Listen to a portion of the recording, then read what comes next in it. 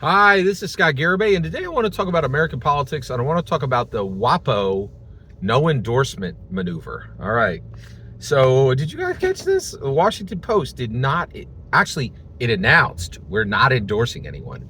First of all, stop announcing that you're not endorsing somebody. That is not news. You saying, I'm a coward is not news, right? Like, okay, we got to get this straight, okay? If you're not endorsing anybody, keep your mouth shut. Nobody needs to know that you're not endorsing, right?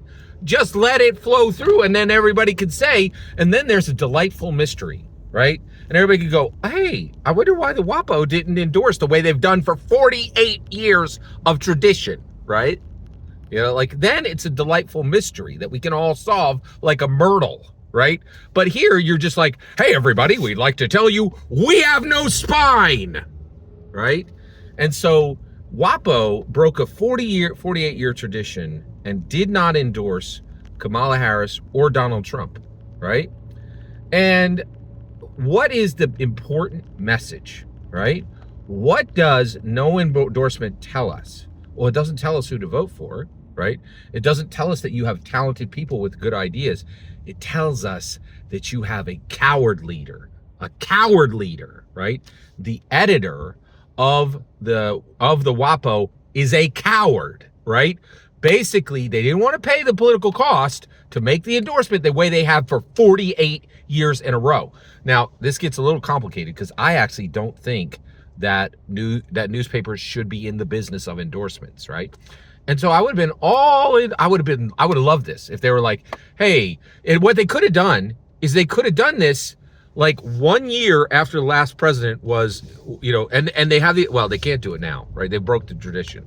But the way they should have handled this, right, is to said a year after, right, Biden got in, say, hey, everybody, there's no election right now, right?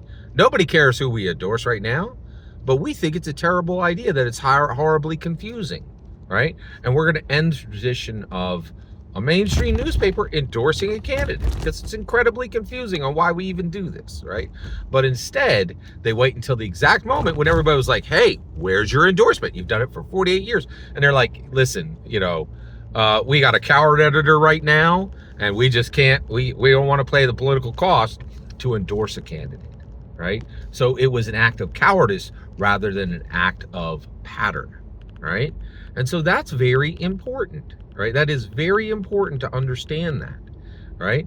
And also, I have to say, I'm looking at you Teamsters, y'all's got a coward leader, right? Leaders with two down there, right? They endorse, they pay the political cost, and they say, we are relevant. We do the hard things, right? We got courage. We know where our two are. They're still down there. They're still attached, right? Right? And both the Teamsters and WAPO editor are like, wait, we don't know where they are. Like, could be in a box somewhere. I don't know. Like they're cowards.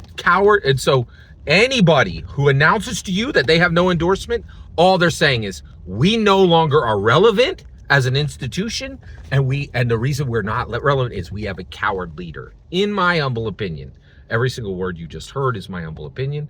The important part is when I get to hear your humble opinion when you get in the comments and send your traffic.